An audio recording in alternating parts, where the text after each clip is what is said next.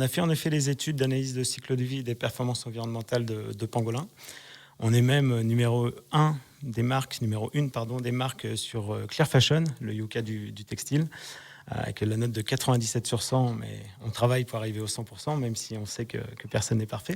Le groupe Mont-Blanc Média souhaite inspirer, créer du dialogue et surtout valoriser ces entreprises qui agissent en faveur du développement durable avec son concours Éco-Tremplin Radio Mont-Blanc. Alicia Casteras, bonjour. Et bonjour Lucas, bonjour à tous. Vous êtes la chef d'orchestre de ces grands oraux depuis lundi. C'est dans ce contexte que tous les matins et jusqu'à ce soir, on met en lumière ces entreprises auxquelles on croit énormément. Des entreprises engagées dans la transition écologique et dans le développement durable. L'éco-tremplin, c'est des milliers de candidatures dans 8 catégories. Seuls 2 sont sélectionnés pour passer donc le grand oral ce matin. Aujourd'hui, la catégorie décarbonation et biodiversité. Avec 2 finalistes que nous vous présentons tout de suite. En face de moi, Laurent Gallo, empreinte locale Pangolin, société spécialisée dans l'éco-conception et la relocalisation textile. Bonjour Laurent. Bonjour. Et dans un second temps, nous aurons le 2e finaliste de cette catégorie décarbonation et biodiversité, Hugues Devriès. Il sera en direct en visio pour nous parler de son activité au potager du château de Menton qui rassemble 3 activités dans les grandes lignes. On va surtout parler agroécologie ou permaculture. Le partenaire du jour est représenté par une partenaire, la Compagnie du Mont-Blanc, en la présence de Aurélie Conrosier-Esteva. C'est la responsable développement durable de la Compagnie du Mont-Blanc. Bonjour. Bonjour. Eh bien, on va commencer tout de suite par s'intéresser à ce premier candidat empreinte locale pangolin, Laurent Gallo. Est-ce que vous pouvez nous présenter en quelques mots votre activité? On va donc parler textile. Tout à fait. Merci pour l'invitation d'abord. Donc Empreinte Locale, c'est une entreprise spécialisée en éco-conception et relocalisation textile.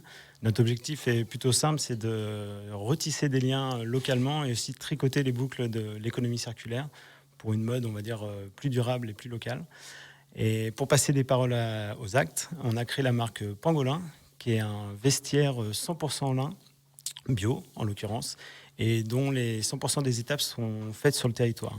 Donc de la graine semée par l'agriculteur jusqu'au t-shirt ou au bermuda confectionné par les couturiers et les couturières.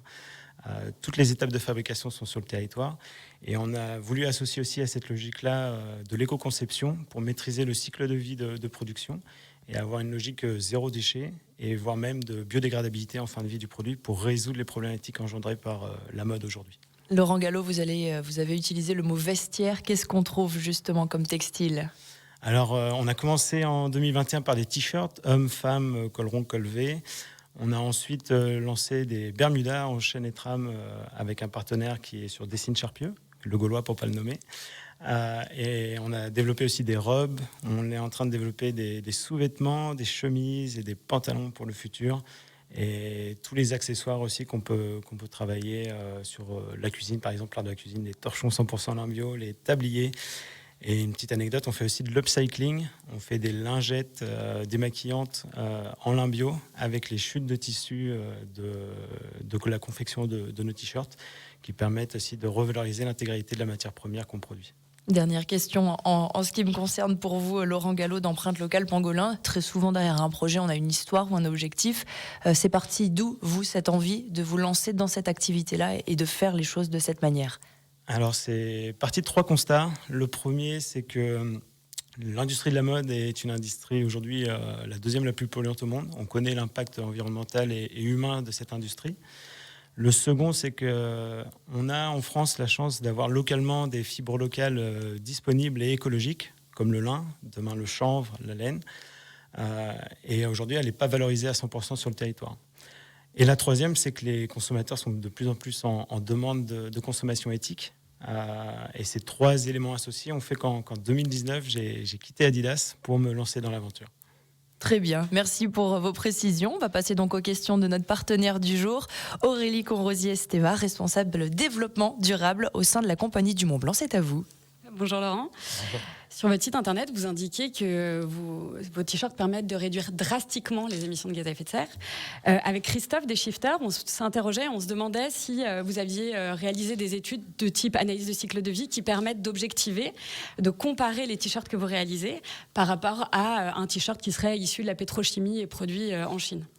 Ah, tout à fait, très bonne question parce que c'est d'actualité. On a fait en effet les études d'analyse de cycle de vie et des performances environnementales de pangolin. On est même numéro 1 des marques sur Clear Fashion, le Yucca du textile, avec la note de 97 sur 100, mais on travaille pour arriver au 100%, même si on sait que personne n'est parfait. Donc oui, en termes d'impact sur la biodiversité, on a 2 principaux impacts. On travaille avec la filière linicole bio. Donc la France produit 70% de la production textile de lin au monde et seulement 0,6 aujourd'hui est en lin bio.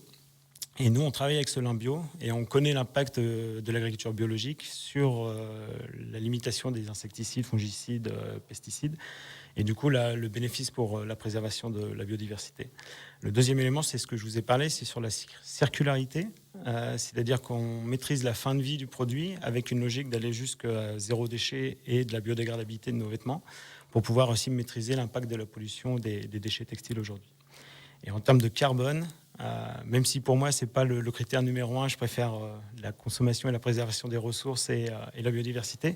Néanmoins, en termes de carbone, le fait de travailler en Made in France, c'est déjà moins 50% en équivalent carbone par rapport à un t-shirt de grand import. Et quand on utilise du lin, c'est moins 70% d'équivalent carbone par rapport au grand import. Et le deuxième élément sur le carbone, c'est tout ce qui est consommation d'énergie fossile.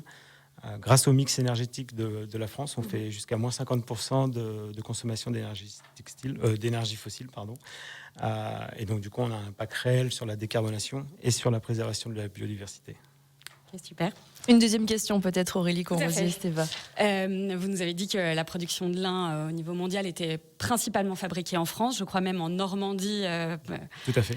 Parce que le lin n'apprécie pas certaines conditions climatiques, je crois ni les fortes chaleurs, ni quand les manques d'eau. On s'interrogeait, on se demandait comment la filière avait prévu de s'adapter, et les producteurs de lin notamment, aux évolutions climatiques qui sont attendues. Ok, très bonne question. Et en effet, c'est aussi d'actualité au niveau des agriculteurs avec lesquels on est en contact. Au niveau de l'agriculture bio comme conventionnelle sur les territoires lignés en Normandie, en effet, il n'y a pas besoin d'irrigation pour le développement de la croissance de la plante. C'est pour ça qu'en Normandie, on dit souvent qu'il y a les 4 saisons dans la même journée. Étant moi-même originaire de Normandie, ça me fait un joli clin d'œil. Et comment les agriculteurs s'adaptent? En gros, aujourd'hui, la grande majorité du lin est cultivée sur la période du printemps. Et les agriculteurs s'adaptent maintenant en développant le lin d'hiver, c'est-à-dire qu'ils font des semis sur l'automne, avec un développement plus long sur l'hiver, ce qui permet aussi de régulariser la productivité et puis la qualité aussi des fibres linières. Et donc, du coup, de s'adapter au changement climatique, au changement tout court. Okay. Voilà pour les questions du partenaire. Merci Aurélie Conrosier-Esteva, responsable développement durable de la Compagnie du Mont Blanc. On a bien compris que vous avez préparé vos questions en collaboration avec les shifters que l'on salue également. Dernière question pour vous, brièvement, Laurent Gallo d'Empreinte Locale Pangolin. On l'appelle la question pour convaincre. En quelques phrases, d'après vous, pourquoi est-ce que les auditeurs de Radio Mont Blanc qui nous écoutent devraient voter pour vous, puisqu'on rappelle encore une fois que cette semaine de l'éco-tremplin, ça reste une compétition? Oui, tout à fait. Je voulais d'abord commencer que le meilleur bulletin de vote, c'est vos pouvoirs d'achat et votre acte d'achat, vous, citoyens qui nous écoutez. En effet, vous avez réellement le pouvoir de faire changer les choses via vos actes d'achat et le pouvoir aussi de driver les politiques économiques et sociales de notre pays. Et pourquoi voter pour mon projet Empreinte Locale et Pangolin? Si vous voulez consommer autrement, consommer moins mais mieux, consommer localement, soutenir les entreprises locales, retisser du lien et des échanges entre les gens et aussi boucler les boucles de l'économie circulaire, votez malin, votez Pangolin.